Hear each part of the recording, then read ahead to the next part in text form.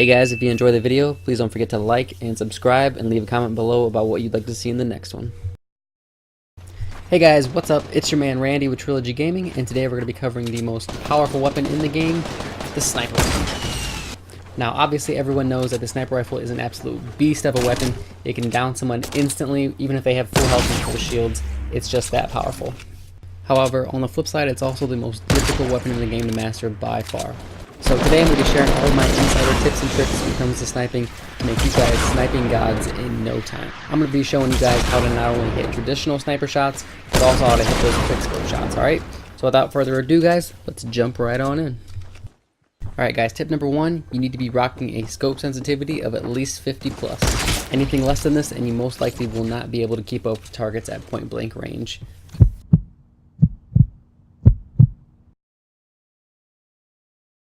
Tip number 2, you need to be staying scoped in and making millisecond adjustments as you hit the trigger. Unlike with traditional scoping where you can fire and unscope, you need to be continuing to follow your target as you fire with quick scoping. And tip number 3, always use the right shoulder camera angle when possible. It allows you to take minimal damage while still being able to pull the quick scope off. Alright guys, so just a quick recap. When it comes to quick scoping, you should be focusing on 3 things. The first one is your sensitivity. This is arguably the most important aspect of quick scoping. You need to be rocking at least a 50. The higher the better, as long as you can control it. I personally rock between 53 to 55, and that's about the perfect level for me personally. But as long as you can control anything higher, the higher the better. The other important thing about quickscoping is, unlike traditional sniping, when you pull a quickscope, you're actually pulling the scope to your target as you fire. It's kind of all happening all at once really quickly. Hand-eye coordination is going to be incredibly important, but more than anything you're going to have to practice it because this is not something that's just going to come naturally to you most likely. It's also important to understand that the bigger the drag you have to complete to hit the shot, the more difficult the shot's going to be. So always pre-aim with your body when possible, and also use the right camera angle to your advantage. You're generally going to be quickscoping within close quarters, so obviously the last thing you want to do is take a shotgun shot to the face. So using the right camera angle allows you to pull off the shot quick enough to where you can one-hit KO someone without taking any damage, which is super satisfying. Alright, and the final tip when it comes to quickscoping is your weapon of choice. You should be using the bolt action sniper rifle due to its high damage output. I see a lot of people trying to use the hunting rifle to quickscope, and this can work. However, Epic has introduced bloom with the hunting rifle anytime you're moving. So if you move with and try to fire the hunting rifle, there will be some bloom potentially. And in my own experience, there is more than a little bit of bloom. It's pretty significant, and you'll probably miss a lot of those shots. So just a heads up when it comes to the hunting rifle. Alright, so let's move on. We're going to get into the meat of the conversation. Let's talk about standard sniping tips and tricks. Here we go. Here we go. Medium to long range sniping tip number 1, going to be sensitivity again. If you're a quickscoper, you're going to be already rocking the 50 plus sensitivity, so it's not something you can change on the fly. However, if you only plan on using a sniper for medium to long range engagements, you can rock something a little bit lower. Anywhere from a 40 to 45 is going to be probably ideal. Keep in mind guys that this is not a science. Having the perfect sensitivity is going to be something that's very personable to you. And ideally you want to use the highest sensitivity that you can that allows you to still track targets smoothly from medium to long range. Alright guys, tip number 2 is understanding your scope. On your scope there's a bunch of little tick marks, and each individual tick represents about 125 meters. And this has been tested by a lot of other players, and you can find results for this online. All you have to do is do a quick YouTube search. But the reason this is important is because in the game, characters do not render past 300 meters. So generally, in almost any situation, you are almost never going to use more than 2 ticks of bullet drop. You can see there that was about 130 meter snipe, and we used about 1.5 to 2 ticks. And obviously this is not something you're going to be trying to calculate every time you take a snipe shot, but it is something that after you fired enough shots you will automatically do in your head. Keep in mind that another factor to consider when calculating bullet drop is going to be elevation, both of you and of the person you're shooting at. And this is the kind of thing that makes sniping so difficult but yet so rewarding. Alright, so this leads us to tip number 3, how to hit a moving target. Now with a moving target, there are 2 things to calculate. The first one is bullet drop, like in our previous example. However, you also have to calculate the player's speed. And the best way to describe this is to take an outline of the player you're trying to kill and predict how many outlines in front of him you need to lead the shot with. And a general rule of thumb is you need to lead a character by approximately 1 outline per 75 meters if they are away. can see here we aim approximately one character model in front of him, and he's about 75 meters away. Do keep in mind though that this is for characters who are sprinting in one direction. If a character is walking, if they are jumping, if they are swaying back and forth, you're obviously going to have to adjust your lead accordingly.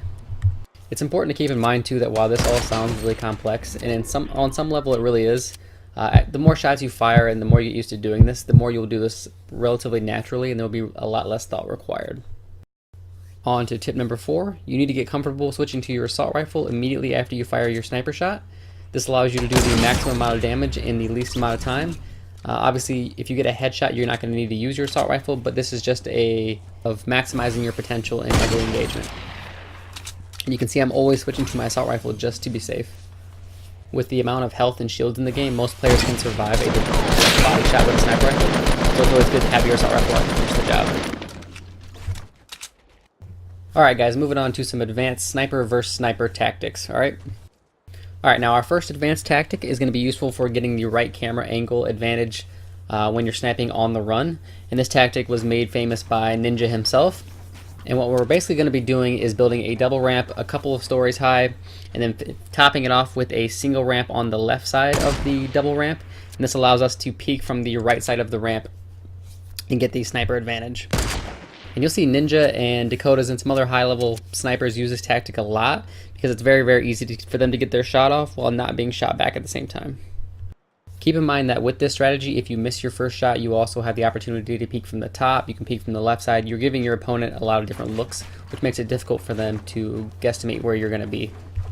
Alright, so for advanced strategy number 2, we're going to tackle a more common situation, which is where you're in a 1-by-1 and you and a sniper are trying to get a shot off on each other. Now this is made famous by TSM Myth, and what we're basically going to be doing is moving our head up to the top of the wood or near the top of the wood, and then using the crouch button to quickly toggle our head up and down and get a shot off without being shot back. And you can see once you practice this, it becomes very, very quick and efficient. It's very, very difficult to hit someone doing this. Keep in mind that this strategy can be done with brick and metal as well, even though you can't see through them as easily. All you have to do is take your pickaxe out and hit them a couple times and they will become clear. And this leads us to advanced strategy number 3. Keep in mind if you are not using the TSM Myth crouch tactic, then you need to be escaping from your sniping stance immediately after you fire. By escape, once again, I mean you need to get out of the line of sight, so you should be firing and immediately either ducking or completely moving backwards. And with a little bit of practice, this will feel very natural. You'll be able to fire your shot off and not watch the bullet. You'll just be able to immediately escape from your stance. So let's say that this tree is our opponent. We're going to fire and escape immediately. Notice we're not watching the bullet path, we're immediately escaping. And that was actually sort of an awkward escape. Ideally, I wanted to crouch as I turned away, so that's what you should be looking to do. And moving on to advanced strategy number 4, this is what I call ghost building. If you're in a 1-by-1, you are very predictable. It's very predictable where you're going to peek. However, if you build 3 ramps, or however many you'd like to build, directly in front of you, you give yourself more options, and you make it far more difficult for your opponent to guess where you're going to peek from, giving you the advantage and allowing you to line up the shot quicker than your opponent. You can see I also built walls in front of my ramps. This makes it more difficult so your opponent can actually see you on the ramp. Alright guys, now before we wrap this up, I want to leave you with one big final piece of advice, and that is to practice. You need to get out there. You're going to miss some shots. Even the best snipers in the world miss a lot of shots. It's just part of sniping. The key is to fire a shot, learn why you missed, and adjust. And ideally, if you can get in on one of the snipers only limited time modes, that's going to be the quickest way to learn a snipe, because you're just able to get a lot of shots off very, very quickly. However, if that's not an option for you, I recommend that you pick up a semi-sniper instead of a bolt action, just so you can fire more shots, get more time in during a match. If you're looking to become a really, really good sniper in the game, you need to focus a lot of time on it. Okay, so if you get a bolt action sniper rifle or a semi-sniper or even a hunting rifle in a game, that should be your main focus, not winning. You should be looking to fire every single bullet in your clip as long as the opportunity arises, right? Another really powerful strategy in the game would be to run 2 bolt snipers at the same time. Obviously, you'll be able to get double the practice, and also it gives you a little more confidence because you know if you miss that first shot, you still have another one in the backpack. Alright guys, so I've taught you every single thing I know when it comes to advanced tactics and strategy for sniping. Hopefully you guys take this knowledge, you get out there, you practice, and you become the best possible sniper that you can be. I've given you all the information to become a world-class sniper. It's up to you to put it to the test. If you enjoyed this video, please don't forget to like, subscribe, and leave a comment below. And I'll catch you guys in the next one. Peace.